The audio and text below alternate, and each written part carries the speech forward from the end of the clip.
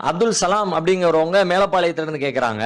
என்ன கேட்கறாங்கன்னா, தொழுகைக்கு பிறகு துவா செய்யறதுக்குன்னு தனியா ஒரு சஜிதா செய்யணுமா, அப்படி துவா செய்யலாமா, இல்லாட்டி தொழுகைக்கு உள்ள சஜிதாவில துவா செய்யணுமான்னு கேட்கறாங்க.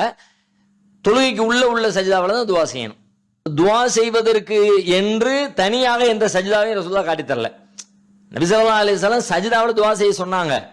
ஆனா எதுவெல்லாம் சஜிதா என்று இருக்கிறதோ அதுல துவா செய்யணுமே தவிர, துவா செய்வதற்காக வேண்டி தனியா ஒரு சஜிதா அப்படி ஒரு மரபை ரசூலுல்லாஹ் காட்டி தரல. சில பேர் இப்படி செய்யறாங்க, சலாம்லாம் கொடுத்ததுக்கு பிறகு சஜிதாவில் விழுந்து அப்படி துவா செய்யக்கூடிய ஆட்கள் சில பேர் இருக்கிறாங்க. இதற்கு நபிகளார் இடத்துல எந்த முன்மாதிரியும் இல்லை.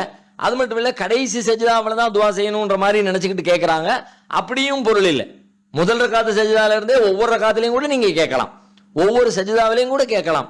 ஒருவேளை அது மறந்துடுவோம், ரொம்ப நேரம் துவா செய்யும் போது அந்த ரக்காத்து குழம்பிடும் நினைச்சீங்கன்னா கடைசி சஜிதாவில் கூட நீங்க கேட்டுக்கலாம்.